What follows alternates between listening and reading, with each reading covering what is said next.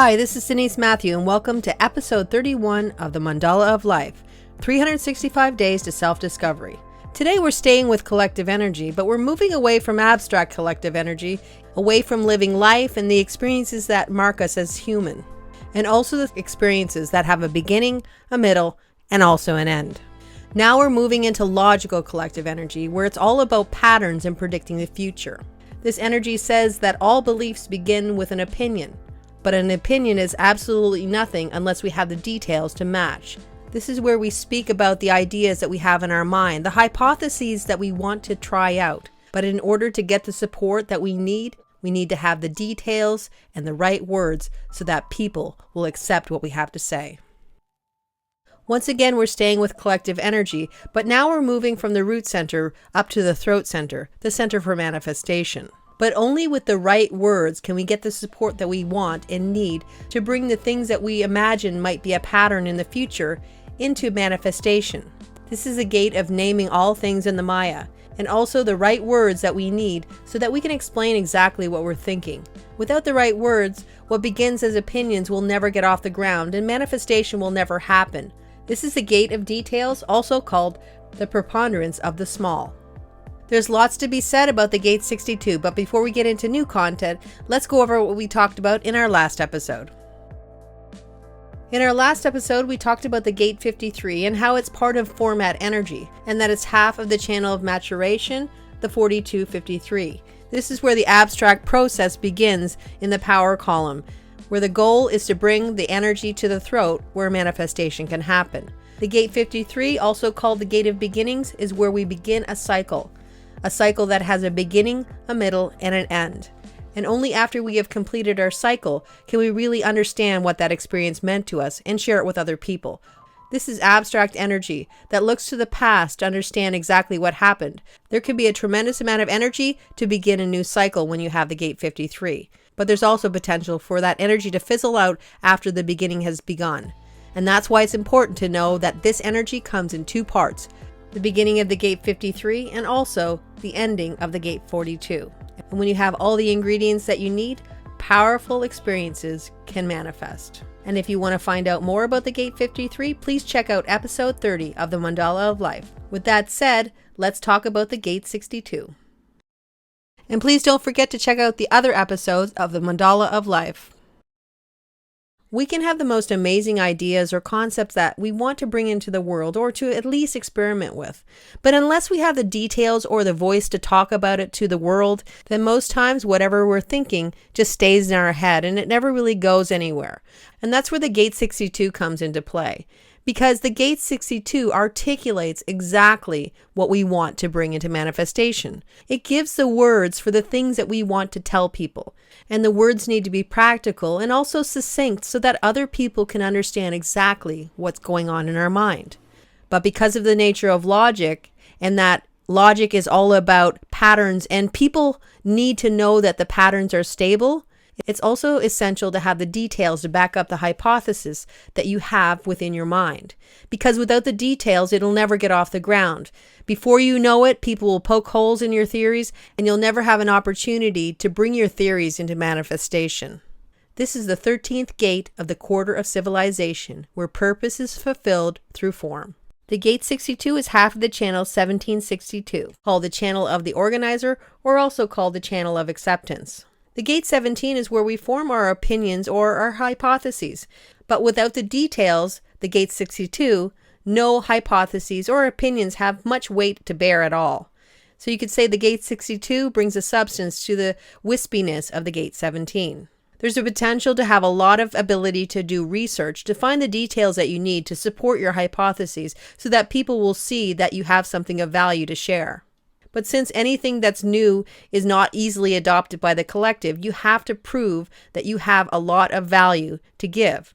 And the only way to do that is to really do your research and to know that over time, with more details and more clarity, you'll have what you need to convince people that what you have to say or offer is worthwhile and worth going to the next step, where you get energy to actually bring this potential pattern into manifestation. This is a projected channel. In other words, there is no motor that gives this energy. So because of that, this is energy that needs to be acknowledged or even invited out of you. As we all know, opinions are not something that people want to hear unless they've asked for them. And if nobody's asked for your opinions, it's easy for people to basically shut you down in a minute.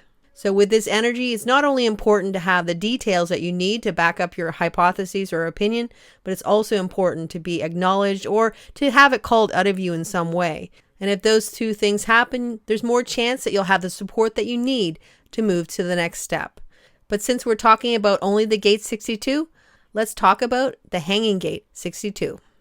The gate 62 says I think, which means it doesn't know yet because experimentation has to happen. But before an experiment can begin, we usually need to have all the plans or the theory, or you could even say we need a recipe before we bake a cake, if you want to say it metaphorically. Because as soon as we have a recipe, we'll know all the steps that we need to make that cake. But if we're just taking ingredients and then trying to put them together to make a cake, it's not actually going to work out usually. This doesn't mean that anything actually gets done. It really is all about the theory, the details that we need to move to the next step, and that would be to actually physically make the cake, as opposed to imagining how to make the cake, which is really what this energy is all about.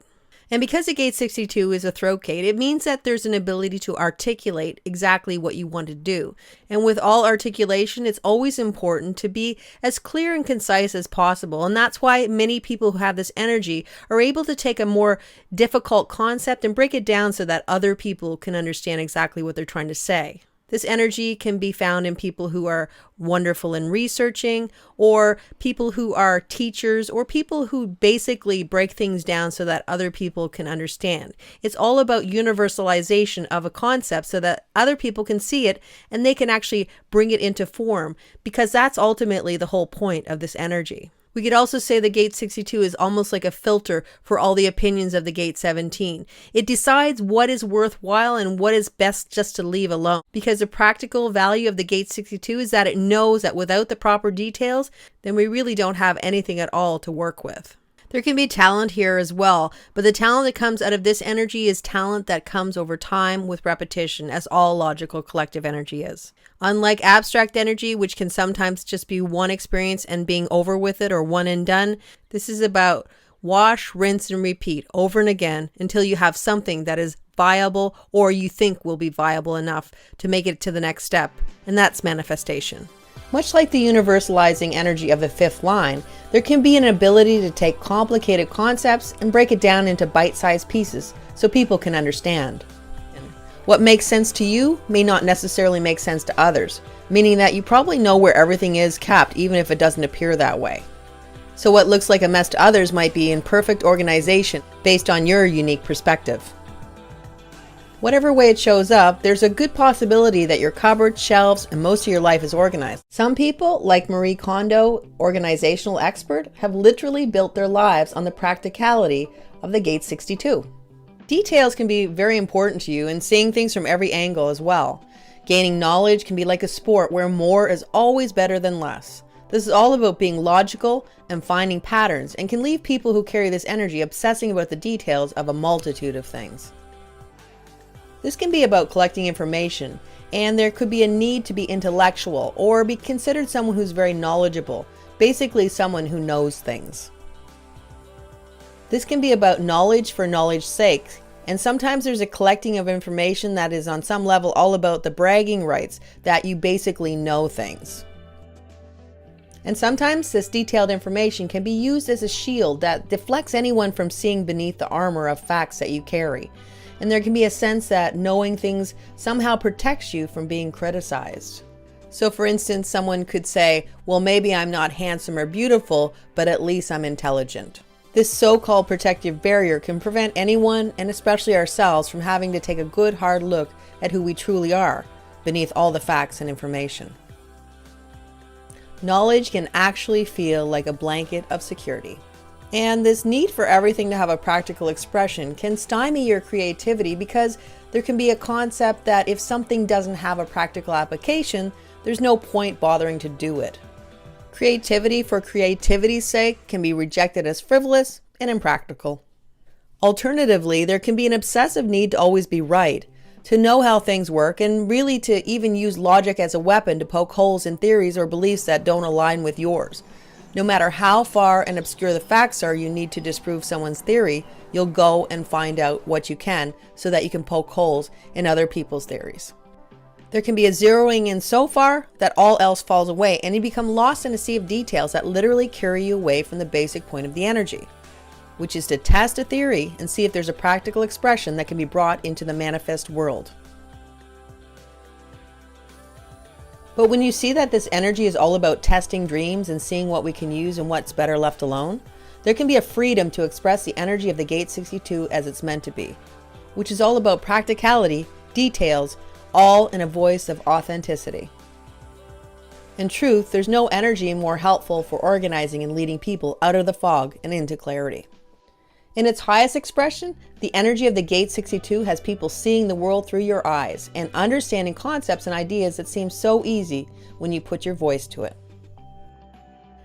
This energy can pull useful concepts into reality, and also they can teach others what they've already learned and can have people wanting to listen to what they have to say, because people know instinctively that what you have to say has value and use in our world. When we use this energy in the way that it was meant to be used, we can be creative as well as practical, and we can easily find a balance between the two so that we understand that there are many dimensions of who we are. And knowing things that are practical is amazing, but so too is painting a picture just because. When we see that there are multitudes of things that have no practical purpose but just make us feel good, and we, for a little while at least, let our hair down and do things just for fun, the balance that's so important with this energy that prevents obsession over details is usually something that is going to be found. And when we do manage to strike the balance and switch between practical and fun parts of life, we might even learn to meld the two together and find things and ways of being that are as fun and creative as they are practical. And when we learn that we need details to back up the opinions that we want to get into manifestation, and also that we need the right words so that people can see exactly what we want to bring into form, and that it's timing when our aura tells people that we're ready to share important information about the next step. And that's when people will ask us for what we have to offer. And if we've done our homework and have the details, we can start to experiment with what we had just theorized about. And the mandala of life turns again, and we move into our memories and also the stories of our experiences. And we see that it's all about the past and what we've learned in the past. And the only thing that endures is memory. This is the energy that translates our experiences into words and into form. This is the Gate 56, also called the Gate of the Wanderer or the Gate of Stimulation. This is where we find the best stories of humanity. Well, that's all for now, and I'll be back next week with episode 32, the Gate 56, the Gate of the Wanderer. Until then, take care, and I'll see you again soon.